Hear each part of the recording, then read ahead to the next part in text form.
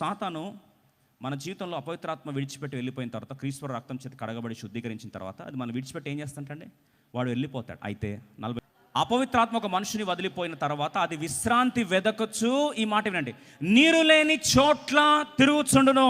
సాతాను తిరిగే ప్లేస్ ఎక్కడండి? నీరు లేని చోటు.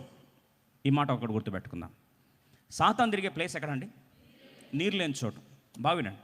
నీరు అనేసరికి ఎఫెసీ రాష్ట్రపత్రిక 5వ అధ్యాయం 20వ వచనం రాస్తుంది, వాక్యమును ఉదక స్నానము అని. అంటే నీరు ఈక్వల్ టు వాక్యం. ఇప్పుడు వాక్యానికి నువ్వు ఎంత దూరం ఉంటావో, మళ్ళొకసారి వాక్యానికి నువ్వు ఎంత దూరం ఉంటావో, వాక్యం లేని ప్రాంతాల్లో ఎవరు తిరుగుతారండి? సాతాను తిరుగుతాడు. దయచేసి దానికి ఇంకా మినహాయింపు లేదు. వాక్యం తక్కువ అవుతుందా, సాతానికి ప్లేస్ ఏమవుతుంది? పెరిగిపోతుంది. అది నీ ఇల్లు కావచ్చు, మందిరం కావచ్చు.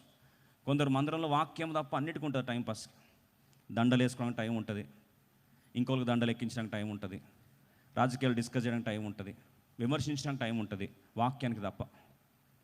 ఎక్కడ వాక్యం తగ్గుతుందో, ఎక్కడ వాక్యం ఉండదో రాసి పెట్టుకో. సాతాను ఆ ప్రాంతాల్లో ఏం చేస్తాడండి? తిరుగుతుంటాడు, విలేతానం ఆడతాడు.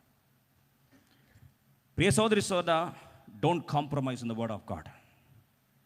మళ్ళీ ఒకసారి చెప్తున్నా, వాక్యం లేని ఇల్లు, వాక్యం లేని సంఘము, వాక్యం లేని ప్రాంతాలు, సాతాను తిరిగే ప్రాంతాలు గుడ్డి గుర్తుపెట్టుకోవాలి. నీ జీవితంలో వాక్యంకి రాజీ పడుతున్నావు అంటే గుర్తుపెట్టుకో, సాతానుకు హైవే తెరుస్తున్నావు అని అర్థం. వాక్యము ఆదియందు వాక్యం ఉండను, వాక్యం దేవుని ఉండను, వాక్యమే. నువ్వు వాక్యాన్ని రాజీపడి సాతానికి స్థలం ఇస్తున్నావంటే నీ జీవితము, నీ కుటుంబం కుప్పగూలిపోతుంది.